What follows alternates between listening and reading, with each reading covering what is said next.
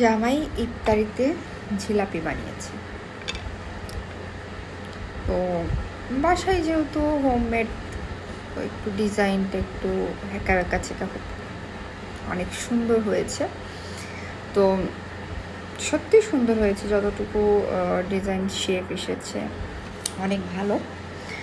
এখন আমি খেয়ে দিয়ে অনেস্ট রিভিউ দিব। যেহেতু হাজব্যান্ড বানিয়েছে, রিভিউটা একদম অনেস্ট হবে, কোনো প্রমোশন ভিডিও না। আমাকে টাকা দিয়ে ভিডিও করতে বলে নাই, রিভিউ দিতে বলে নাই। তো এটা কিন্তু কোনো স্পন্সার নাই, কিছু নাই। তো মনের খুশিতে রিভিউ দেব।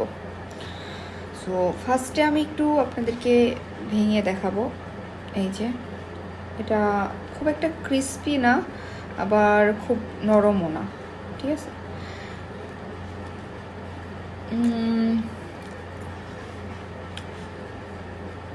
সব কিছু পারফেক্ট আছে। এটা হচ্ছে মাসকালের জিলাপি।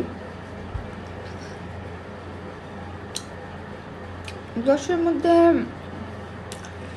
10 দেব নাকি 9 দেবো বুঝতেছি না।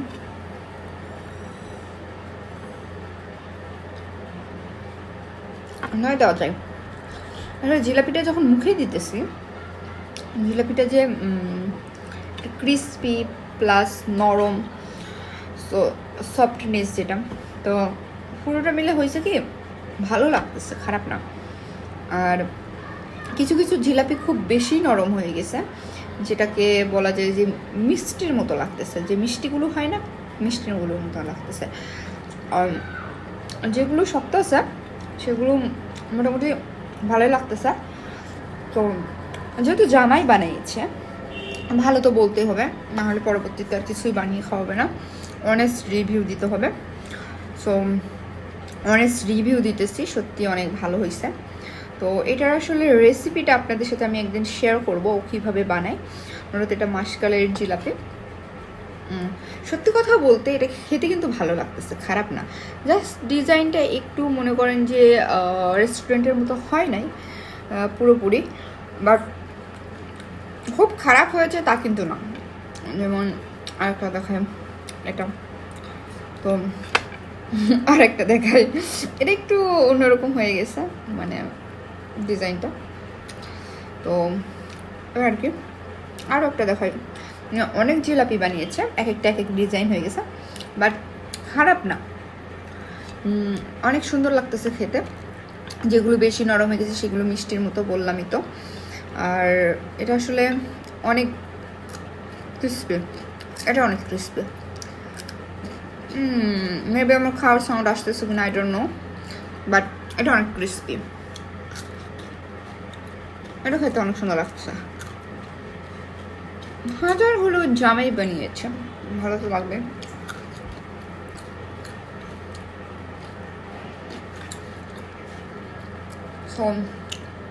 আমাদের কালচার হইতেছে বউকে দিয়ে সব কাজ করানো। হাজব্যান্ড কাজে কোনো সাহায্য করবে না, হাজব্যান্ড কোনো কিছু রান্না করে খাওয়াতে পারবে না স্ত্রীকে, ভালোবেসে কোনো রান্না করে দিতে পারবে না, ঘরের কাজে সাহায্য করতে পারবে না। বাট আমাদের ইসলাম বলে ওয়াইফের প্রতিটা কাজে হেল্প করার জন্য, তাদের পাশে থাকার জন্য, বাহিরে কাজ শেষে এসে ওয়াইফের সাথে গল্প করার জন্য, মিষ্টি মিষ্টি কথা বলার জন্য। যে নারী তার স্ত্রীকে যত বেশি সম্মান করে সে কিন্তু তত উঁচুতে থাকে আমাদের ইসলামে। আর আমাদের কালচারে যে পুরুষ যত পারে স্ত্রীকে দিয়ে কামলা খাটাইতে, সে হচ্ছে তত সুপুরুষ বা মহাপুরুষ, বা তার স্থান হচ্ছে আমাদের সমাজে উঁচুতে।